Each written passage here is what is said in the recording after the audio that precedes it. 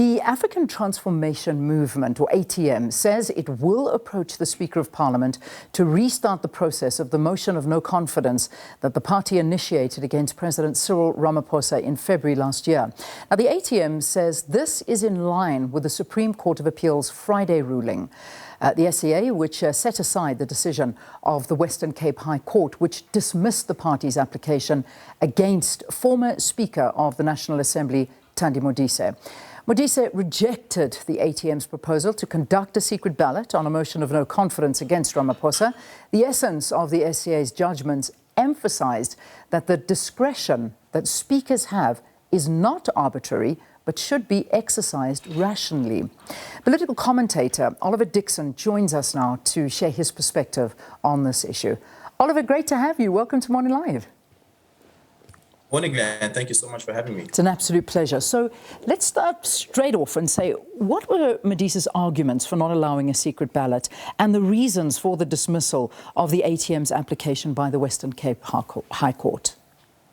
It was an outright dismissal without an application of thought, where she didn't give a reason for why she wouldn't allow a vote of no confidence by secret ballot, right? It was a twofold thing. One, she wouldn't allow a vote of no confidence to begin with, and secondly, she wouldn't allow a vote of no confidence by secret ballot. You must remember the timing of this matters, Leanne. This was just before South Africa had its first bout of COVID cases in March of 2020, right? And this application came about a week or two before that. And by the time the speaker had to apply her mind, Parliament was sort of in disarray, suspended, so to speak, while we figured out how to live with COVID in March of 2020. And so the speaker, within that climate, summarily just dismissed that application without giving any sort of justification. And then when asked by the ATM to give any sort of justification, she said she doesn't have to.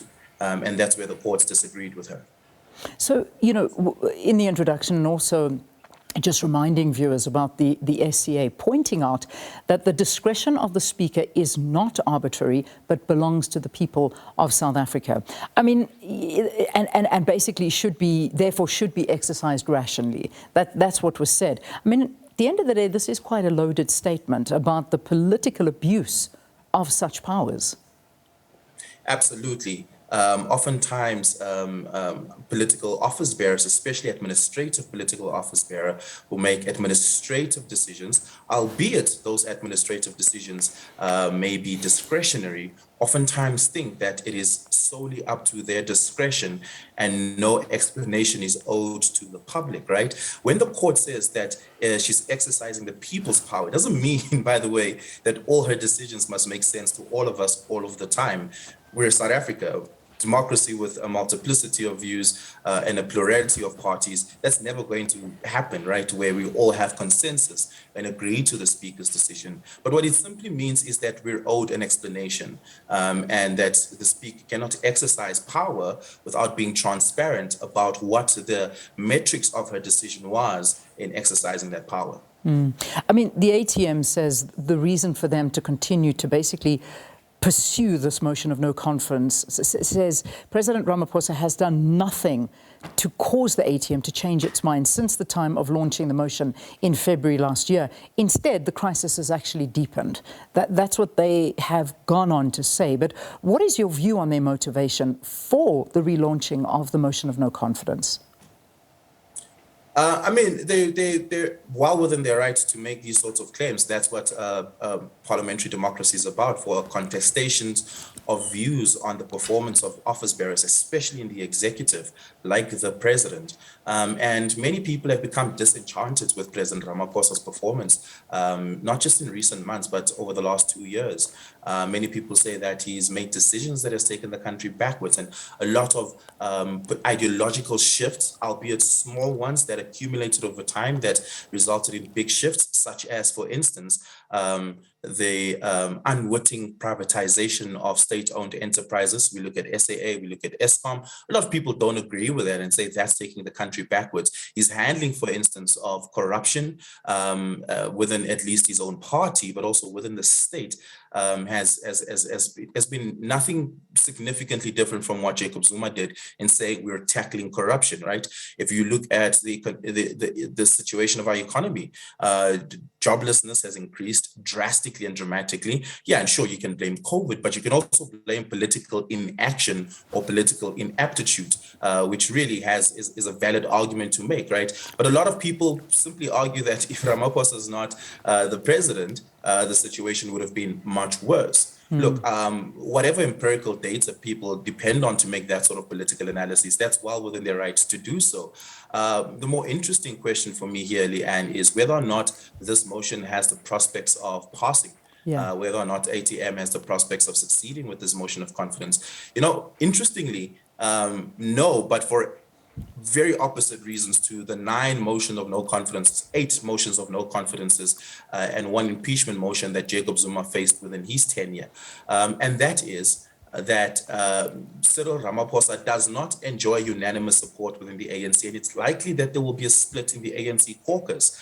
I don't think Pemi Majotine is the type of whip that has everybody in line within that caucus. And so there might be a split there. And the factional divides are deep, right? And you see that disenchantment seeping through the crevices of the ANC's infrastructure and its political body politic. But more interestingly, Anne, is that unlike with Jacob Zuma, none of the opposition parties have come out and said that they support a motion of no confidence other than ATM and maybe 1 or 2 smaller political parties. The EFF has remained quiet on this. The Democratic Alliance has remained very quiet on this, pretending this motion doesn't exist, which signals to us that they might keep Ramaphosa in power. They might just vote for him to stay in power. That's to say they will vote against the motion of no confidence. It's not far-fetched that the Democratic Alliance would do something like that, right? Because the calculus they will make, Leanne, is if not Ramaphosa, who? And if you look within the ANC, it leaves a sour taste in their mouths, in everybody's mouths, about what the ANC's succession plan is, right? The DA has made it very clear they think Didi Mabuza is a worse off candidate than Cyril Ramaphosa, and they can't think of anybody else suitable to replace him. And if this does happen, it would weaken the Ramaphosa faction so much that it would bring back the feared RET faction within the ANC. And that's something the Democratic Alliance would want to stop. And so they'll vote in that direction. And you might find a lot of parties following suit in that direction. So interestingly, I think the lay of the land indicates that Ramaphosa will remain in power, but at the behest of the opposition and not necessarily at the behest of a unanimous decision within his own party caucus. It's going to be very interesting to see what actually unfolds. It really is. But we'll get into that. But what I want to say is, while you're speaking, I've actually got a grin on my face, because I'm thinking the ATM, a party that has only 2 seats in the National Assembly, in Parliament, has managed to create all of this, has managed to go forward and created a precedent in what it's done. I mean, what does this tell you about our democracy? I mean, it's a beautiful thing that a minority party with the size of ATM, with just 2 seats out of the 400 seats within, the National Assembly and the 90 seats in the National Council of Provinces. It's interesting that a party that small can be able to affect that much change, but that just shows you, I think, the maturity of our parliamentary democracy, our constitutional democracy, and our democracy altogether. It shows that anybody with any voice can be engaging on any sorts of issues. It would be remiss for anyone to just dismiss ATM as a party that has no power. Remember, it takes the small parties to really shift precedents within Parliament. For instance, if you look at certain laws that have shifted, it was COPE, for instance, that shifted the law on office bearers within Home Affairs who are marriage officers from being able to reject having to marry a gay couple, for instance. It was COPE that made sure that law changes. The law on cannabis and marijuana, it was the IFP that set that in motion. And if you look at, for instance, just changing accountability in Parliament altogether during the Jacob Zuma tenure, it was the EFF at the time being a mere 8% party. So a party with 2 seats should not be dismissed purely because they have 2 seats. They have, just as anybody in Parliament, a right to raise any sort of motion and being heard on that motion. And that is why every voice in Parliament matters. Yeah, it really is. I mean, that's what you're realizing. You realize that in these local government elections as well, being small does not mean that you're not powerful. And we've seen this happening. What I want to ask you now, and perhaps just a little bit of clarity, is this now basically confirmed that it's going to be a secret ballot? Or does this now have to be decided by the new Speaker of Parliament? Because obviously since then we've got a new Speaker, Nosiviwe Mapisa-Nqakula. Is she the one who's going to decide whether or not this will be a secret ballot? Absolutely. The court cannot impose on Parliament to have a secret ballot vote. It would be acting ultra vires. If you would recall back in 2015, when the first secret ballot court application happened, the court just said the Speaker has the discretion to allow for a secret ballot vote. The court didn't say the Speaker must do that. Similarly, the SEA held here that the Speaker has that discretion. And that means now that the current Speaker of Parliament has to take it under consideration and give a justification for her decision, and not just simply dismiss it or decide on something without giving any sort of explanation thereof. So it is not yet confirmed, Leanne, that a debate of a motion of no confidence will happen, followed by a vote of no confidence in the president. That has to be taken under consideration. But as you know, this past week was the final week of the business of Parliament. So it's unlikely that we will see that happen this year. It might happen early next year after the State of the Nation address. Yeah, of course. I mean, it is. The year is basically ended right now. So next year, starting off on a bang. But let's just. I mean, this is how we should have started the interview. But we'll end the interview of this because perhaps viewers asking, hang on, just remind us, why did they want to file a vote of no confidence against Ramaphosa?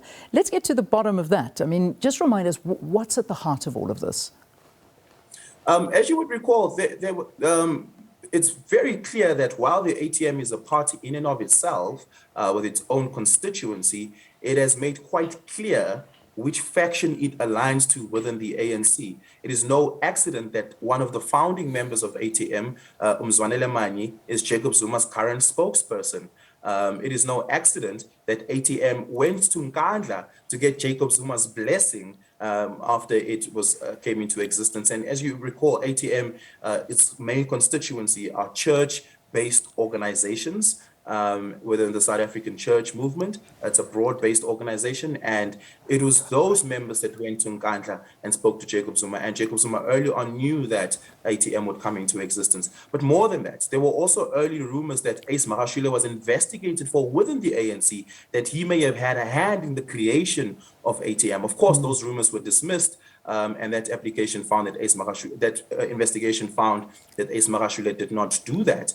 And so it is not far-fetched that one of its first major plays in Parliament, the ATM would bring a motion of no confidence in President Ramaphosa, because he clearly represents a faction and a body politic that the party does not agree with, whether in substance or just cosmetically. But it's quite clear. It shouldn't surprise us, at least, Leanne, that this would come from that particular party. Yeah, indeed. And also, in their court papers, ATM basically saying that the motion was that state-owned entities had collapsed under Ramaphosa's watch, also accusing Ramaphosa of misleading Parliament, saying there would be no load shedding, but there is, and all other aspects of poor performance of his role. So that, in a nutshell, is what it's all about. My final question to you is, if this vote of no confidence, and you gave us a background of the politics that's happening within the ANC and also opposition parties' views, but let's take into consideration state-owned entities, the handling of the COVID crisis, the unemployment rate that we're seeing right now, and many other issues that basically are plaguing South Africa. If we had to have a vote of no confidence into President Cyril Ramaphosa in Parliament right now, do you think he will survive? Like I said earlier, it is my analysis that he will survive by very minor margins, and that would be at the behest of the opposition parties. But one thing that I think we may want to take into consideration, Leanne, but obviously it will be very speculative of me to be able to give you an answer on that. would be how opposition parties would reflect on the ANC's popularity given the outcome of the local government election, where the ANC dipped below 50% of the national count of the local government election, right? Opposition parties may be like, well, voters recently told us that they don't want this party governing. At local level, we can't assume that they would want this party governing at national level, and they may coalesce around helping getting rid of Ramaphosa. But the reality is, you get rid of Ramaphosa. By the way, if it's a motion of no confidence in the president and that motion passes, the entire cabinet falls away. So there's no cabinet if this motion passes, right? The ANC remains in the majority in parliament and will remain so after this vote. And they will have to then vote for a new president in parliament. And it is obviously going to be the case that the new president would likely be an ANC president, right? It's not suddenly going to be an opposition-endorsed president. It will be a president coming from within the ranks of the ANC, unless, of course, there's such a dramatic split in the party and in the parliamentary caucus that you see major resignations happen. And here I'm talking about what happened in 2008 when Cope split away from the ANC after Thabo Mbeki's removal as president of the country. We may even want to reference what happened with Bantu Olomisa and the UDM much earlier in the 90s. We may also want to speak about for instance, the EFF being able to chow away from the ANC's, not just their constituencies as voters, but also their active members, often involved in the day-to-day politics of the ANC.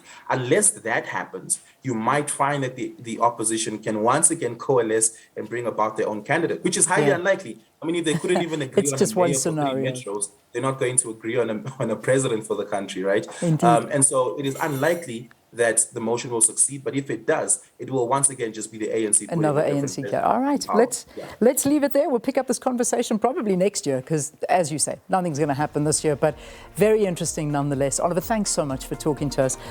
Oliver Dickson is a political commentator talking to us about this motion of no confidence. ATM now, of course, are going to again take that before Parliament, so we'll see what happens, but that should be the beginning of next year.